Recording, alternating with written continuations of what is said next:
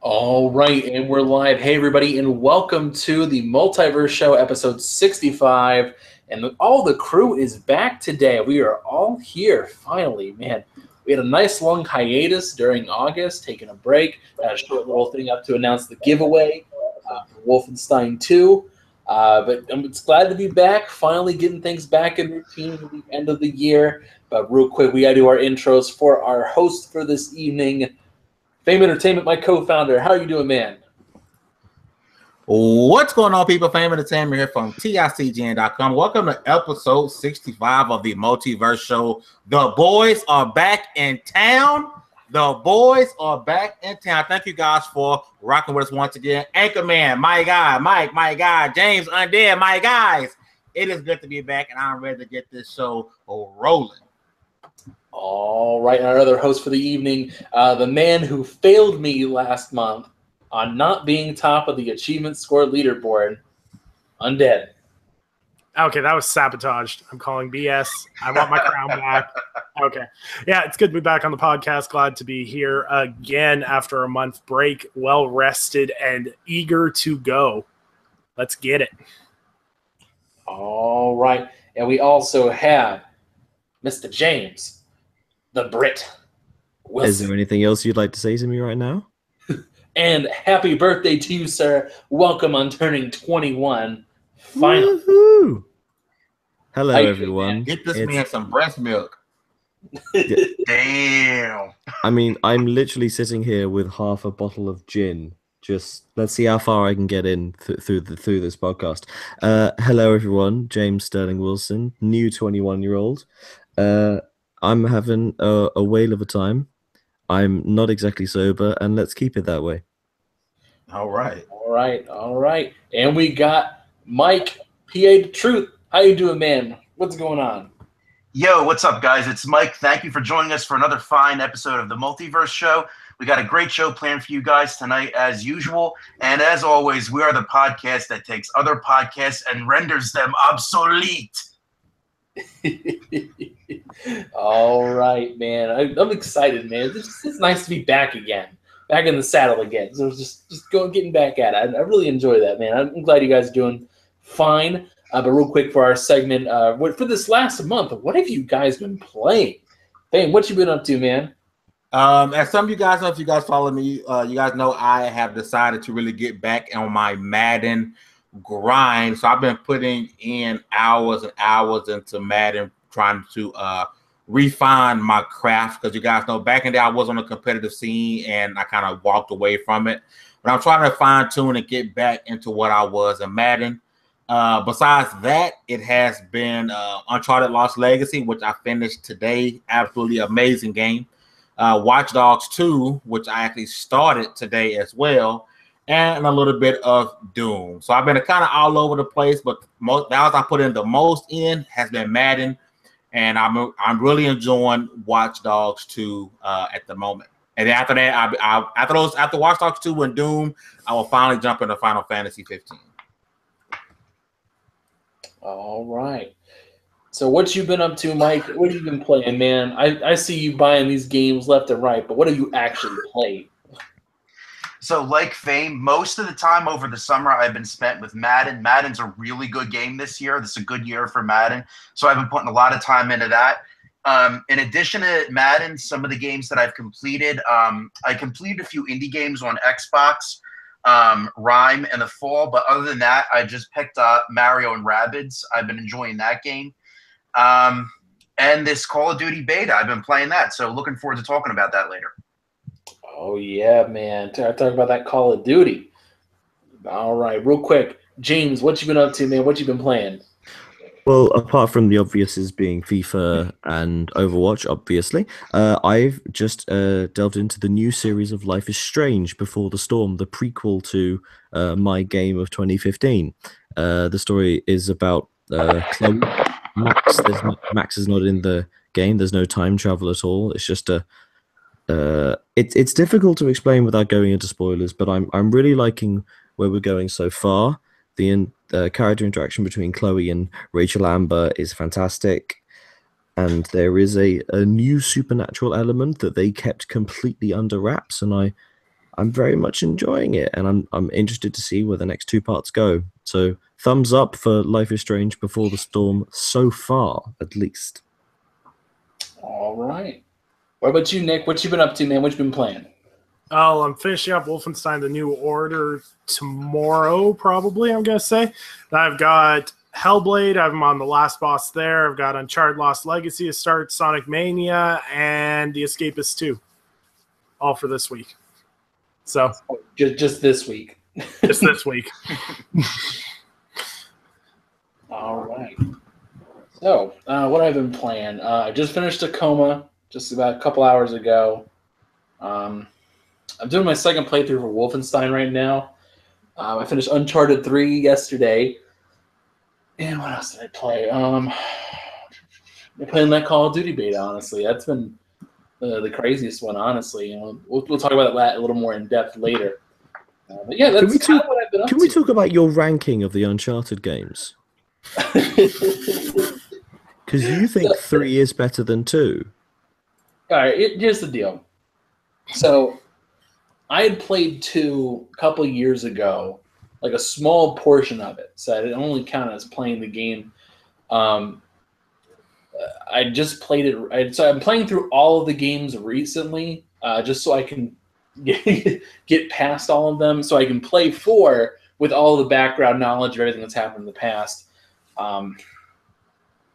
And over time, like I liked the first one. It was fun. It was a little more gunny than runny.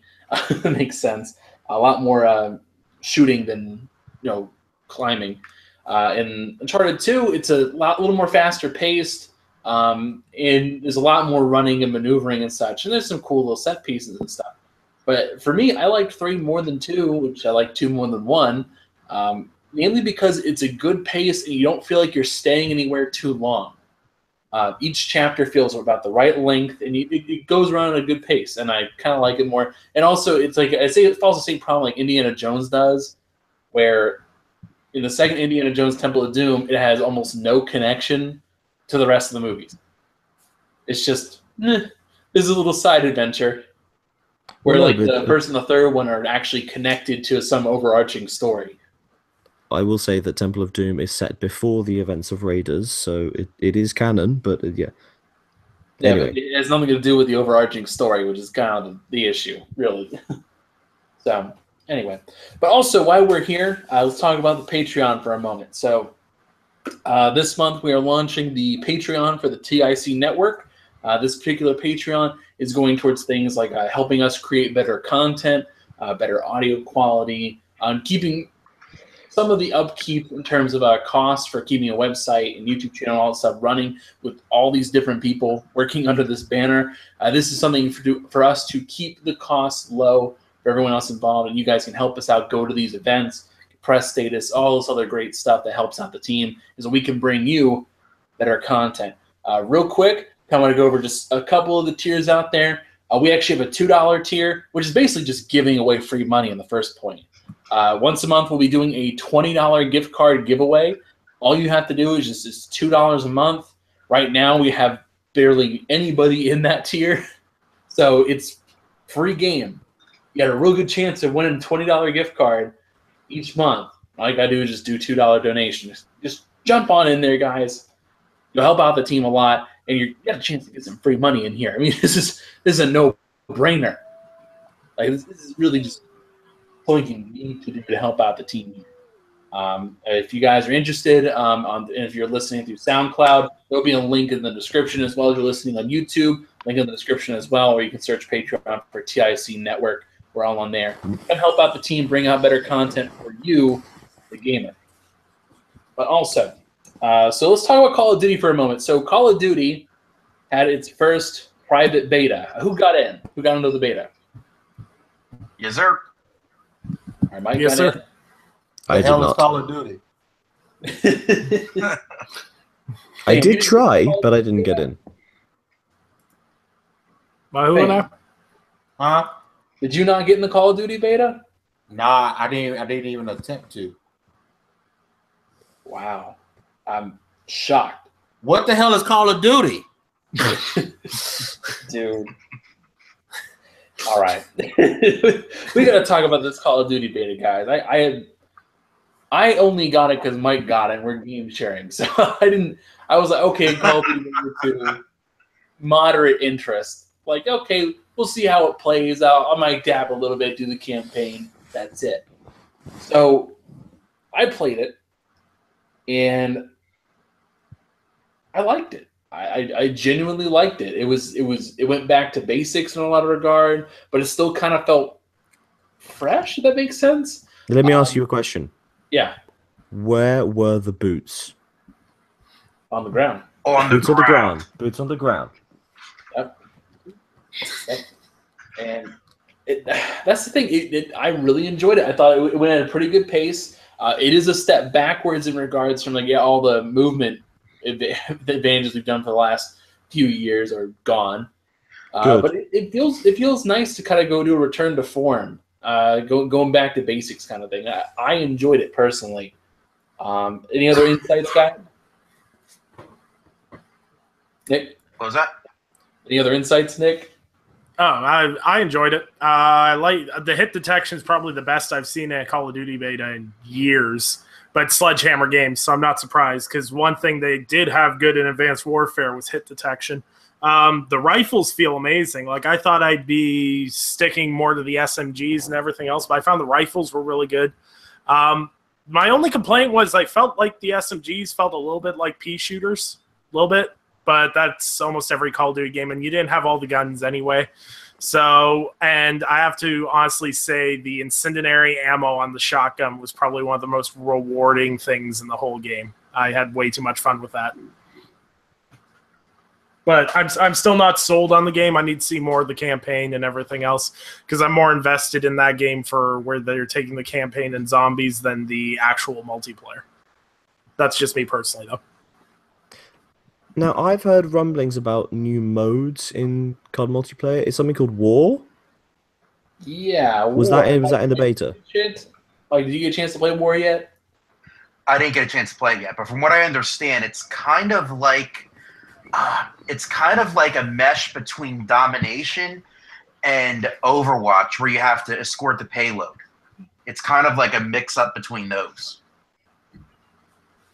That's kind of accurate, I guess. It's kind of like a mixture of like the Battlefield 1 operations in Overwatch, but a longer, more complicated Overwatch match. Like those maps like Kings Row, Numbani, where at first you got to capture the point, and then you got to escort the payload, and you're done. War is a similar situation, at least the one they had for display. You play as Allies and Axis. Allies, you're playing offense. Axis, you're playing defense. Like the first little section of it is you got to stop the. If you're the Allies, you got to take this house first, and then you got to take the house. So you can build a bridge, and then you escort a tank across the bridge, and then you get it to this ammo dump. You got to blow up, and then you play a little match of demolition, and then after demolition, you got to escort the payload all the way through to the end zone. That's it.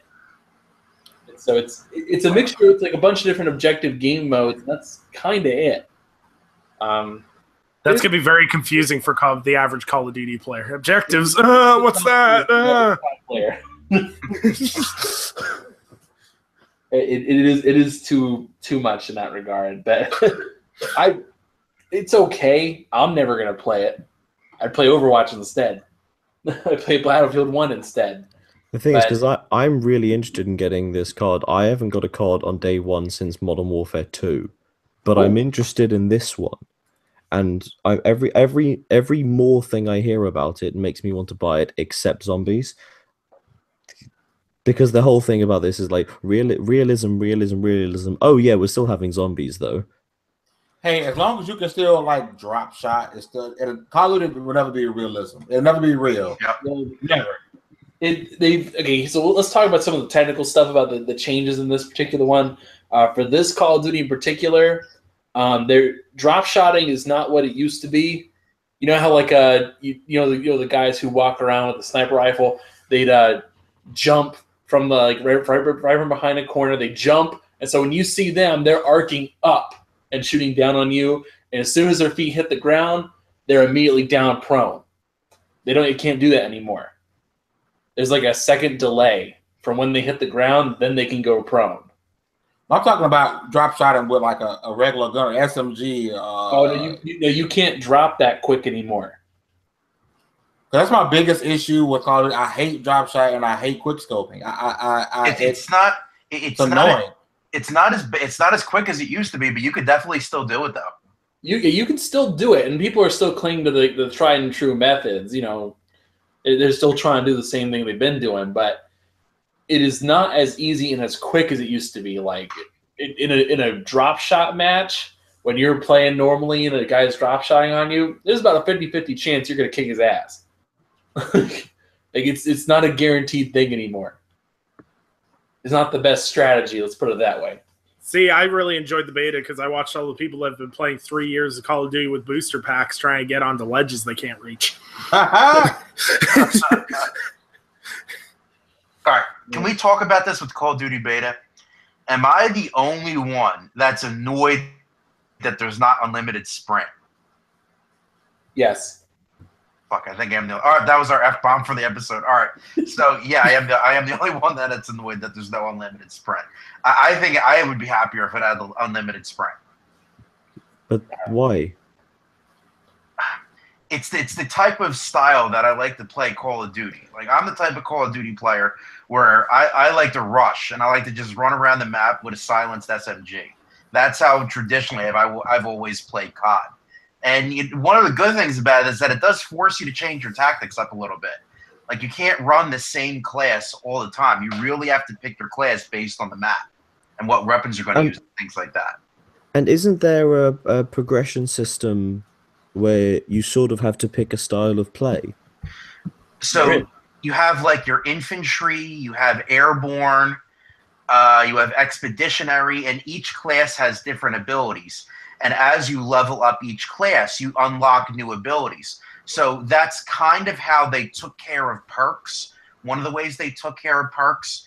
The other way is you have what's called a basic training, which gives you another set of perks. So there's perks in the game. They just don't call them perks. It depends on what unit and what basic training you choose. In this particular one, they stole blatantly from Battlefield. They have a class system now, and that's how you create that the sense of balance that's been missing. Because like the what was the OG tryhard class was like Ghost, cold-blooded, sleight of hand. Like, you have all these cool perks, and they run around with a sniper rifle. Okay, well, I was going to say, you just list off my Black Ops 2 class. My Black Ops 2 class is literally Dead Silence, Ghost, Lightweight, and a Silenced Peacekeeper. So I'm just going to go burn in hell now.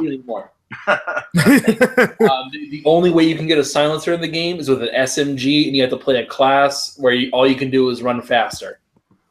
Those are your only abilities. You can run fast. And I see. I'm not as gift about. I know a lot of people were kind of pissed off about that. How there was only the one class option. There's going to be more options in the full version of the game on what you can do in those regards. But also, I play on hardcore, so really, silencers don't do anything. So, wait. Now, talk to me about regenerating or non-regenerating health. Is there regenerating health in the multiplayer? Yes. It regenerates. Okay. That's annoying. Yep, I know. It's like, oh, okay.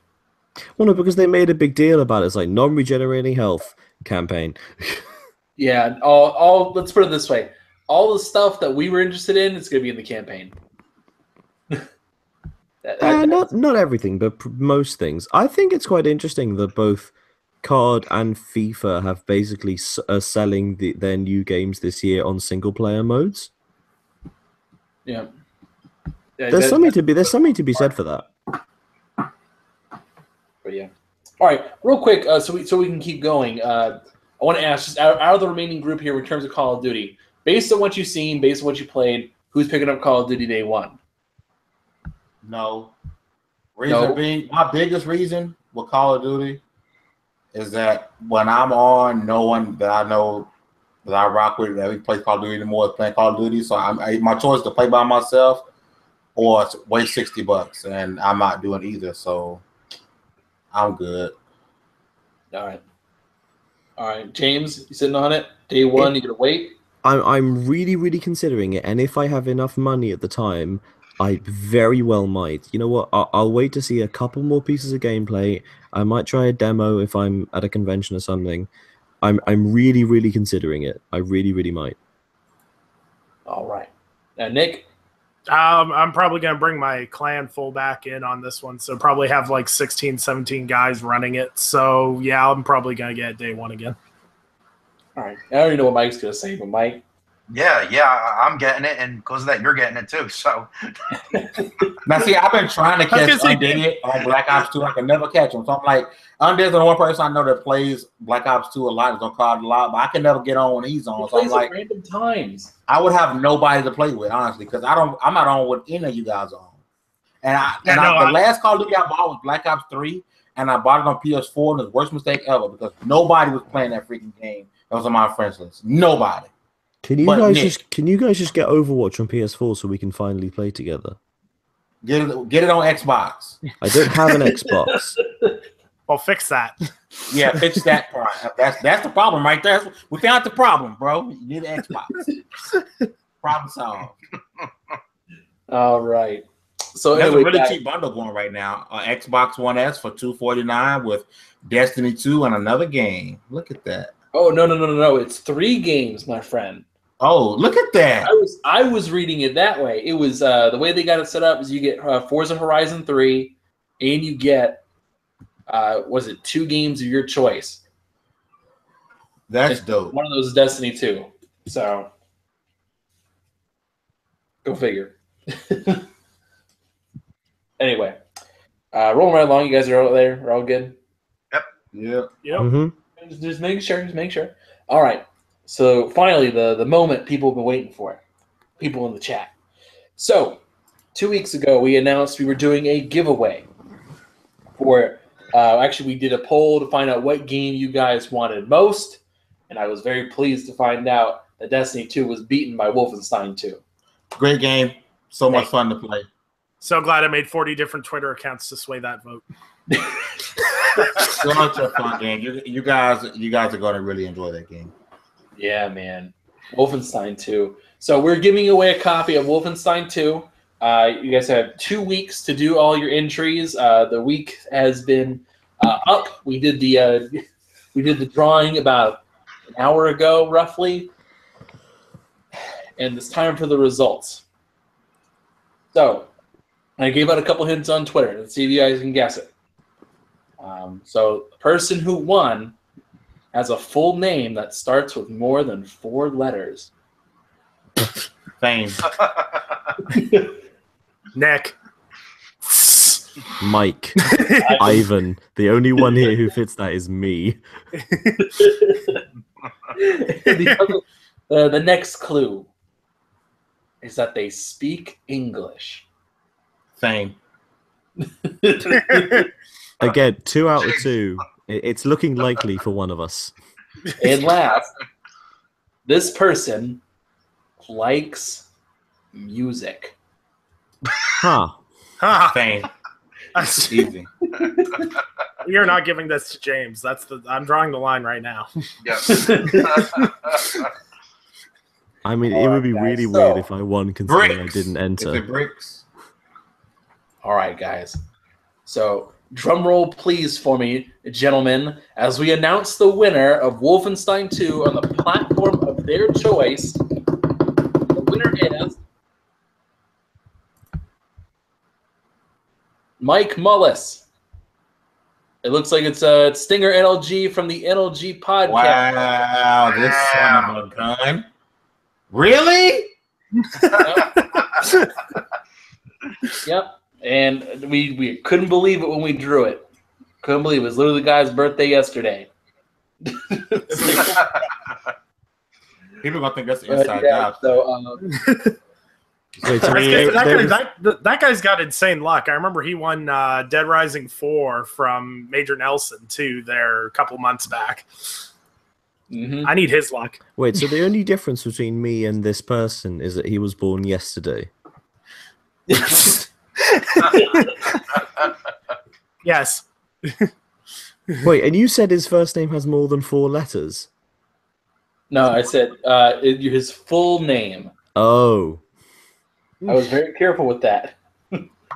You really got James' hopes up right now. You I did. know. Well, Mike's gonna enjoy the game. I got a couple of hours in at QuakeCon, and it plays amazing. So he's gonna have one hell of a time. Here's the problem. If he goes, because you said a console of his choice, what if he says Switch? You guys are done for. Well, it's not available on Switch. He doesn't get it. Or he's going to have to wait for 2 years. Or never. Hashtag Switch port begging master race. Oh my gosh, man. Guys are killing me. All right, so actually, speaking of Switch, since you brought it up, Bye. Oh, no one cares about the Switch. we had a game come out last week, Mario plus Rabbids Kingdom Battle. Ew. I know Mike's picked up. I don't think anyone else has they? Have they? None of us else have Switches. I sold that piece of garbage. Oh God!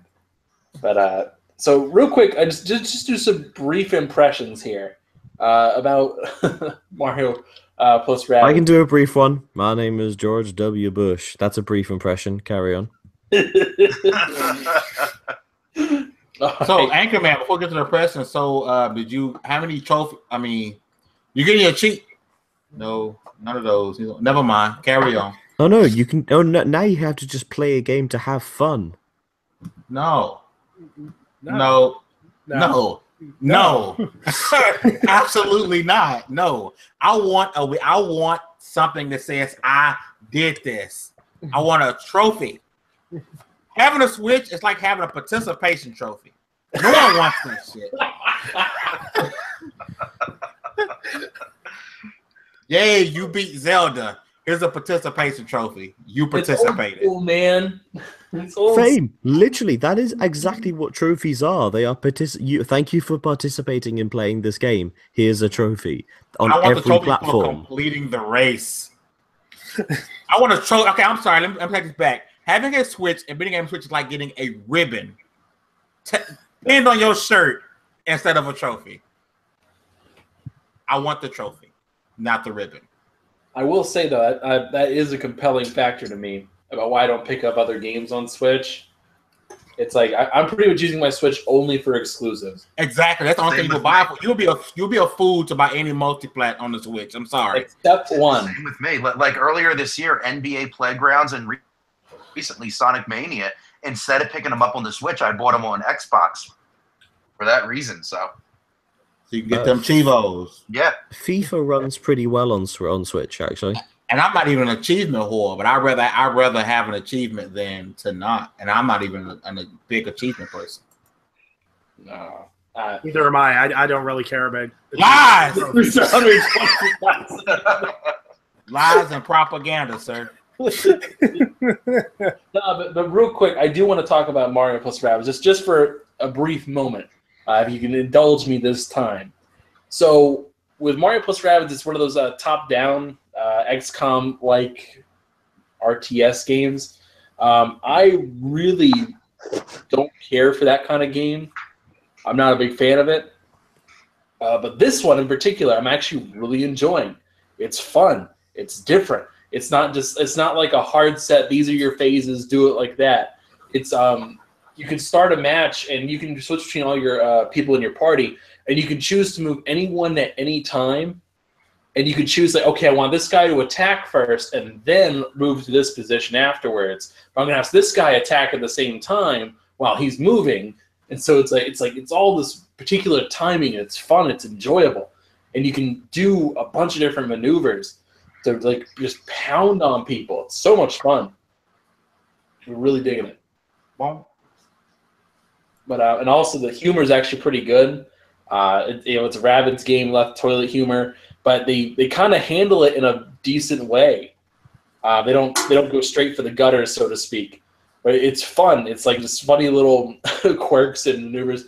I was doing one of the the first bosses, which is like a Donkey Kong Rabbids mix, and just the look on his face, like as whenever you fight him the first time, if you don't take care of his like banana supply, which is just regenerating health, he'll just like you knock him down, and he gets hurt, and he gives you this face, and it's hilarious. He gives you this face before he eats a banana, and then he eats it. He's like, I'm not sure about this. He's like, my health's back up again. It's so funny to watch, and it's a lot of fun. I've really enjoyed it.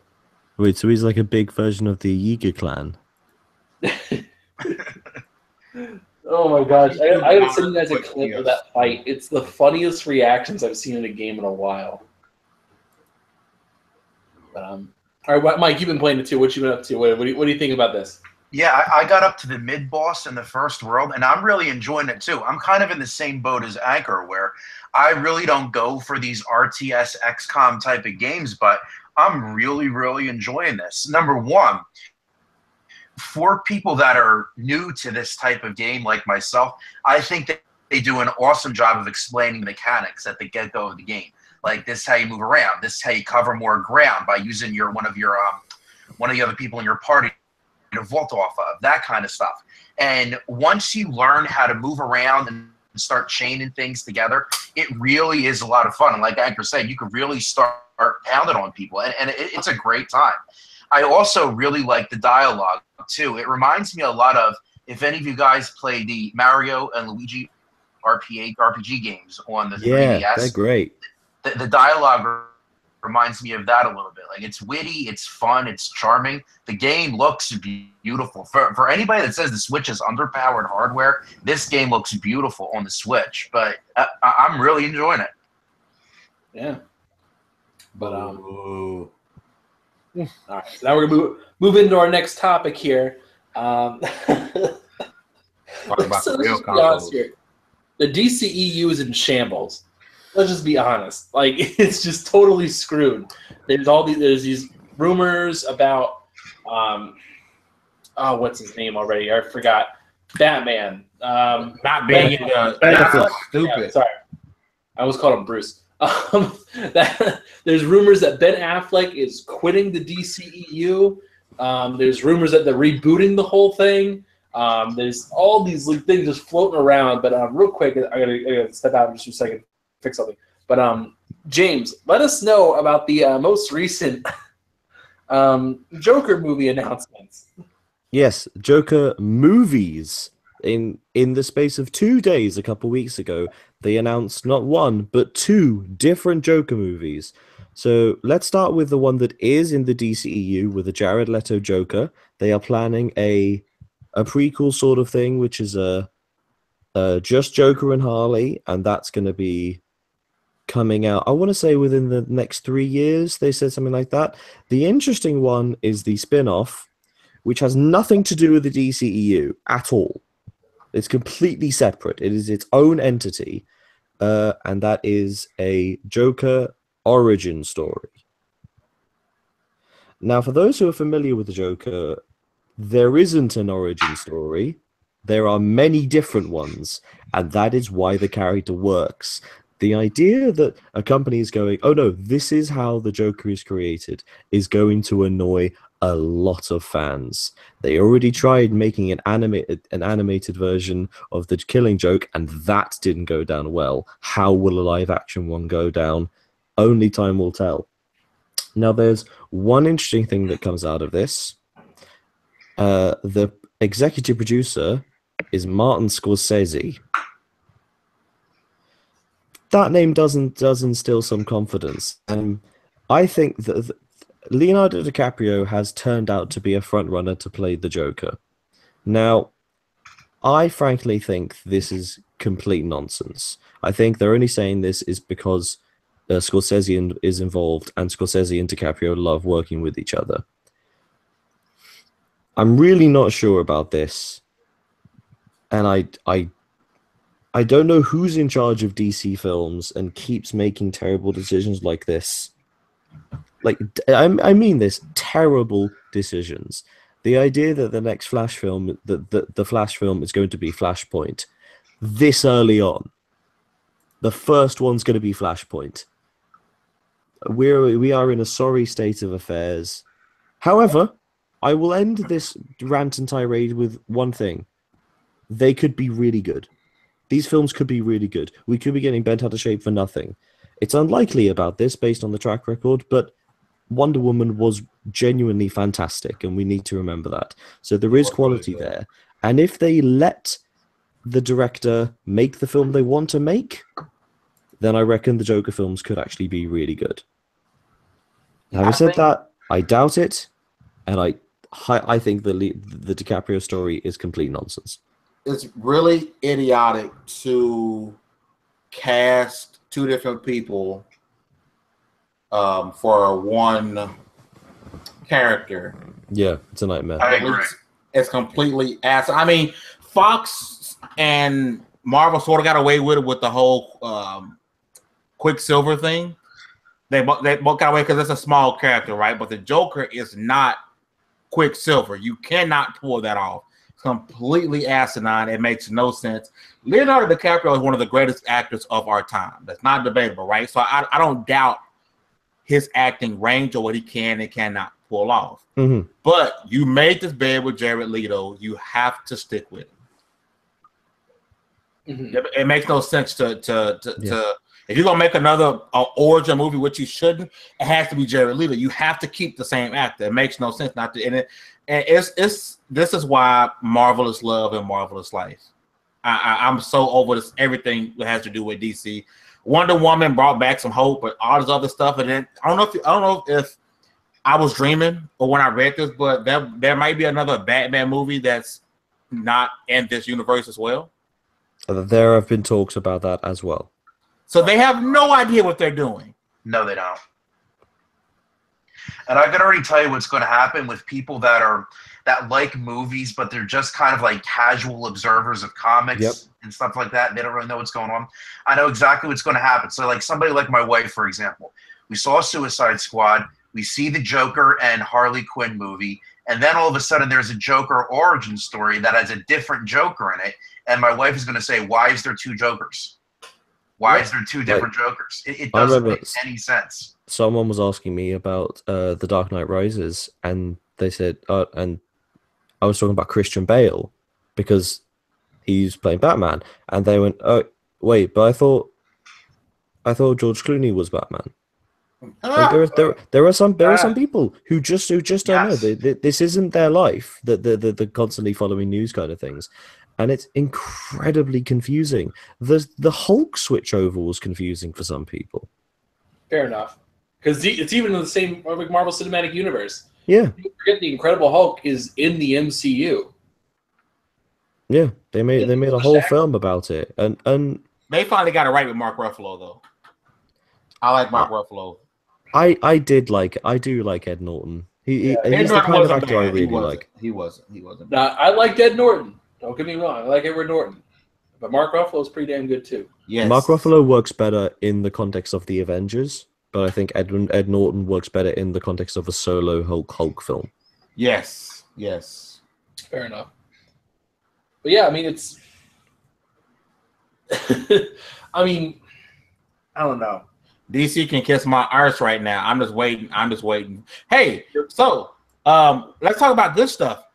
It's been a while since I talked to you guys. So did any of you guys see the leaked Infinity War trailer? I did. I have not. I haven't. What? Is this the one from Comic-Con? Yes. Yeah, I've seen it. I don't like watching bad trailers from someone's phone. Okay, there were a couple of them, right? But there was one that was like pristine, but it was only up for like an hour, right? It was pristine, and that trailer, Jesus, it just continues to show Marvel's dominance, and DC has no chance to take anything away from Marvel. At least a cinematic universe, no time soon. That trailer is amazing. The part where freaking Spider-Man was telling Tony he was sorry, I almost cried. I'm like, he about to die. It was so good. So good. You guys gotta see it. Can I just while very quickly, while we think the DC universe is in shambles, let us not forget that this is not the only terrible cinematic universe. There is the monster. There is Marvel the dark. Netflix. What? Oh, oh The no, Defenders no. was amazing. I just hate the fact that Iron Fist's character is such a little. I can't cuss. I thought this was double XP. Iron Fist, even though the story, Defenders, whole thing circles around him, he's such a whiny little punk, and it kind of takes you out of it, and I hate it. But overall, it was really good. Did you want to punch him every time he said, "I am the immortal Iron Fist"? Yes. Like, shut up. Jesus. Iron Fist. I hate the fact that the story evolved around him because his character, it made the Iron Fist suck. The actor sucked. Everything about Iron Fist was horrible. I sort of like that half of the Defenders are both English. Daredevil and Iron Fist are both English in real life. Yes.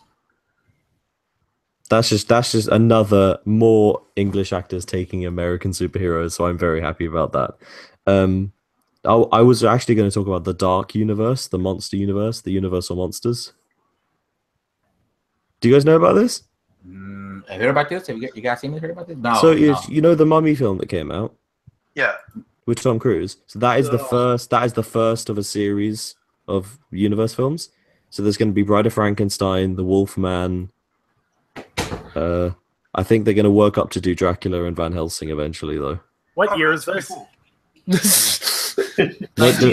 They are redoing the 30s cinema. Well, that was the first cinematic universe. Technically, yes. It really was because the Bride of Frankenstein's coming out next year with Javier Bardem as Frankenstein. He's a monster. Beg your pardon. He's the monster, and he's going to be in the makeup, so he's going to look like Frankenstein's supposed to because they've got the license. So that is something to look forward to. But one of the things that I think is cool too is that if you guys have seen the Conjuring movies, that James Wan is actually kind of working on his own little cinematic universe thing that takes place in the Conjuring universe, because you already got 2 Conjuring films, you got 2 Annabelle films, and then you've got okay. So the first Annabelle film was terrible. The new one's actually okay. I haven't seen it yet. The first one was terrible. Annabelle Creation is actually all right. It's still a bit jump scary, but there's good atmosphere enough. The Conjurings are pretty good. You've got The Nun coming out. Yes, and Crooked Man, I think. Which The Nun, which I don't want to say an acquaintance of mine, Corin Hardy, is directing, and I'm a big fan of his, so I'm looking forward to that. Mm-hmm. Yeah, good time for horror. A lot of horror films coming out. It's coming out in 4 days. That's awesome. I'm more interested in the Warner Brothers giant monster kaiju universe. Do you mean? Oh wait, do you mean Godzilla and Kong? Got the Godzilla, Kong. We got King Ghidorah coming up. Mothra. Rodan, Mothra. It's gonna be dope. Cannot wait. I am super excited. Adam Wingard, the guy who directed the Blair Witch sequel and Death Note, is directing Godzilla vs. Kong. A hush falls over the audience. He's a good director, but Death Note wasn't that great. It was okay. To be fair, okay, anybody see Death Note while we're on the topic? Yes. It's impossible. Let's just go. It's impossible to fully adapt that source material into one 90-minute film. That's impossible. With that caveat, it's actually pretty good. Impossible task. Like, let's keep that in mind. I think it's actually okay considering how big the source material is. It was okay. It was just really, really rushed, and it was like, okay, why is everything just happening so quickly and so fast? And it was okay. It could have been 10 times better. The whole thing for the whole film for me, I was trying to figure out who was the guy playing L, and then I realized it's the guy who gets kidnapped in Get Out. Yes, it's the guy who says Get Out. Yes. Oh, it is. Yeah, yes. That's the guy. I was like, it's the one that got flashed and Get Out. He was the first person, and when Get Out started, he got kidnapped. He's the guy he's the Get Out guy. He's the titular character Get Out. So he's L. But it was okay. It just seemed. I knew he looked familiar. I was like, "What is he from? I've seen him from something." I couldn't figure it out. Yeah, it's okay. It's not great. It's not bad. It's just okay. It's there. Yeah. All right. So last topic for the evening before we wrap things up. I do want to talk about this. So this is something that happened recently. This is not the first time something like this has happened, but well, we'll talk about it. So a game nobody really cared about called The Hunter Call of the Wild is coming out on October 2nd for Xbox and PlayStation 4. And someone asked last week, hey, I'd love to have this in 4K on PS Pro and Xbox One. So the developers responded with the following.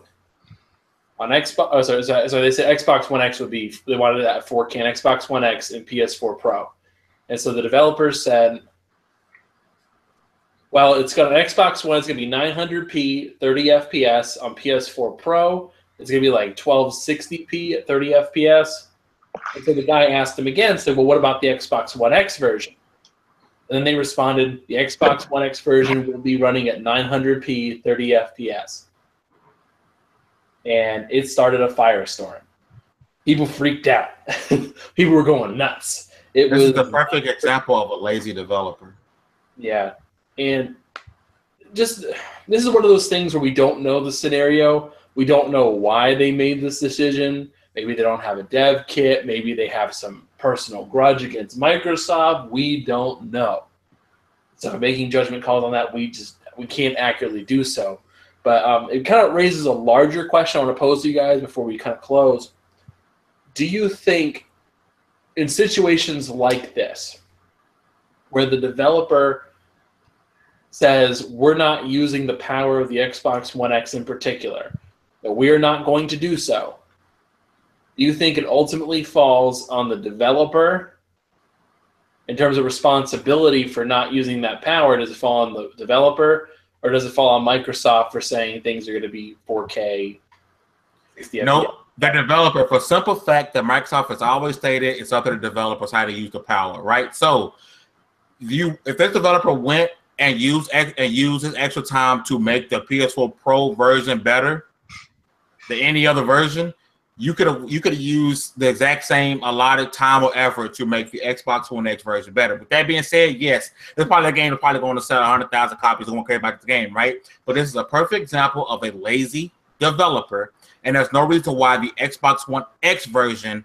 is 900p when it should be at minimum 1080p or even higher. You took the time to be sure that the PS4 Pro version was the best version. This falls 150 million% on the developers. I mean, at least make sure that, if you're not going to make it better, at least make the Xbox One X version level with the PS Pro version. At very minimum, there's no reason why this game should be 900p on the Xbox One X. And, for all the talk about 4K, Microsoft never said that every single game on the Xbox One X was going to be 4K. They did say it was up to the developer. So I don't know if it's a lack of talent on the developer. Like maybe they got a dev kit and they don't know how to optimize their game for the Xbox One X. But it's got to be the developer's fault for this issue, I think. And a lot of people are saying, well, maybe Sony paid them off to hold it back on the Xbox One X. I really don't think that kind of stuff is going on, but, ultimately it's in the developer's hands. They're choosing to make it 900p. Yes. They're choosing to make it 900p. That's nothing to do with the power of the Xbox One X. That's nothing to do with Microsoft. It's a developer that says, I can put my game over there, but I'm not doing anything to make this game. Basically, okay, have you heard anything about the regular PS4 version? Have you heard anything about that? We want to hear of the Xbox and the PS4 Pro, right? No, they posted what the regular PS4 version, I believe, runs at the same resolution that the OG Xbox resolution is going to run at as well. It's only the PS Pro that's running higher. So they did take the extra time. They chose one console to take the extra time to up the res. Here's the thing. First of all, I've never even heard of this game until this debacle on social media. So no one that's upset about this was buying this in the first place. Second of all, why would these developers, with how small of their game is, why would they develop it specifically more powerful on the Xbox One X when their game's out a month and a half before that console, and people aren't going to care about that game when the Xbox One X launches? Well, not make it more powerful, but you just all you did was port it over from the original Xbox. Why not do the same thing you did for the Pro? Make everything even across the board. Why would you just port it over? But you took the time to make a better PS4 version, but the Xbox version you just ported over. You're right. Well, Here's the thing, because actually it's a really good point. I got HTK in the comments where he says, wouldn't it be in the developer's best interest to show the best version they can make? So if you have an Xbox One X and you have hardware that's more powerful than the PS4 Pro, why would you not want to showcase your game on that more powerful hardware as best as you possibly can? I also feel like I should jump in here and say that the game is already out on PC. It's been out for a while now. So this is just a console port. Hey, so someone has said they may not have a developer kit. They had a year to get one. Yeah, they had plenty of time to get a developer kit. So like that's just them not picking up the phone and making a phone call, or even, let's say when the console comes out, if they don't bump it up, 'cause I mean every Xbox can be turned into a dev kit. Am I wrong about that? Maybe the One X. I don't know about that. Yeah, the One X can be turned into a dev kit. There's tons of developers that don't have. It was the same thing when people were bringing down on Lawbreakers about going at Cliff Blazinski about if and when the game comes to Xbox, will it be enhanced on Xbox One X? And he said he does not have a One X development kit. He has an Xbox One dev kit, but he does not have a One X dev kit. So in order for these studios to develop for the Xbox One X, they would have to purchase the appropriate dev kits and make the adjustments. And for a lot of studios on a financial end of that, I don't know how many dev kits you need in a studio. I'm not even going to pretend to understand the logistics of that. But in order to do the One X enhancements, you would need the One X dev kits. And for some studios, when you're talking about an install base that's currently half the size of the PS4, why would you even bother? You look into a game that sells 100,000. You say for most of the sales of this game is going to be on PC. They might get, say for argument's sake, 20,000 on PS4, and they might get maybe 8,000 on Xbox, and then you have an even smaller demographic of people that are going to buy it on the One X. So they'd literally be making this patch for a couple of thousand people, if that. And it comes down to it, if the amount of money they'd have sinking to do it, is it worthwhile for them? And if it's not, they're not going to do it. Mm-hmm. I don't know. A lot of it comes down to, at least on my end, I look at it as they had a year. The Scorpio was announced in 2016. They had a year knowing this was coming. Microsoft gave everybody a fair enough warning, like, hey, this is happening. And the fact that they're not doing it, and the game's already released. Like, it'd be one thing like, hey, we got time and resources we got to figure out. Like, we can't afford to do this right now. That'd be one thing. I think that would be okay, too. People could understand that. But right now, it's like, okay, your game's already out. You made your money. What's your point? You had a year to answer this. And they chose not to, so... See, my problem more stems from this is if a developer doesn't want to make enhancements for the X, that is 100% on the developer to make those decisions. However, those people that follow Microsoft and enjoy Xbox products, you cannot sit there, harass, threaten, or otherwise abuse developers if they choose not to do an Xbox One X enhancement for the game. You look at the amount of games that get PS Pro patches, and let's face it, the Pro has been choppy in its support at best from developers. A lot of games not launching with Pro patches till 2-3 months. after the game's already released. You can't get mad and make threats to developers over it not being enhanced on your console of choice. You just need to get over it. If you don't like the resolution that's being sold to you on, like if you feel it's outrageous that it's 900p on the Xbox One X, which is ridiculous, then don't buy the game. But at the end of the day, no one was going to buy this game. And I'm starting to think developers are starting to do this just so they get the hustle and bustle about their game, because every time someone denies One X support for a game, Xbox gamers freak out, and all of a sudden this game is in everybody's mouth and everybody's talking about it. It's a great way to hype up your game. May not get you the most sales or the best way to do it, but it's free marketing. Here's my last thought on this, right? So you brought up the whole thing about them not having the resources to do it. So if you are a small studio and you are low on resources, why even make that version of the game? Lawbreakers, we know, didn't have a lot of resources, so they made it for the console with the most sales, which is smart, right? So if you're low, so if the excuse we're going to use for the developers, their resources might have been low, so why not just port the PS4 version over to the PS4 Pro as well? Why even make the other version, or why even make the Xbox version? Just don't make it if you're that low on resources. If resources are so scarce, why even do the extra work you did for the PS4 Pro version, or why even make the Xbox version if resources are so scarce? It's BS. Boss Key, understandable. They say, hey, we're making the PS4 version. We have a small studio. Maybe Xbox version can happen. Cool. You have a small studio. Resources are scarce. Gotcha. But for this BS game, why even make the Xbox version if the excuse will be our resources are low, or why even go and do the extra work to make the enhancement on the PS4 Pro if your resources are low? It's all BS, and we gotta stop making excuses for your developers. We ragtag on fanboys like that tomorrow, but we constantly make excuses for developers. Yeah, I think at the end of the day, and just kind of as a closing thought, it's your product. You made the game. You decide you want to represent yourself this way. At the end of the day, it's your name on the product. It's your responsibility. Yes, it is. And anything you choose to do, that's up to you. That's what I did on. But all right, any other final thoughts, real quick? I don't really care about this entire situation. That's why I've kept quiet.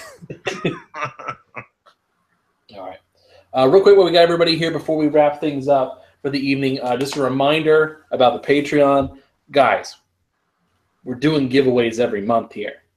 We're giving away a $20 gift card every month, and all you got to do is just donate $2. You're donating $2 a tick. You're supporting the team. You're helping us reach our goals to give you guys exclusive content. Guys, go take a look at the Patreon link in the description below. Seriously, we're giving away a gift card every month. And on some there's even more gift cards. Yeah, and if you like us, there are tiers where you can there are tiers where you can request us to play specific games with you on a stream. You can there's one where you can call Kid Smooth just out of nowhere once a month and tell him what you think. Yeah. And guys, we gotta do this. For the Multiverse family out here, we have to do this. If somebody donates $50, just 1 month, you can force Kal-El Linwood, aka the founder of TIC, the Inner Circle.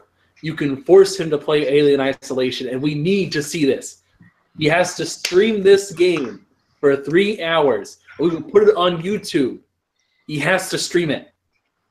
We got to make this happen. We will also accept Resident Evil 7.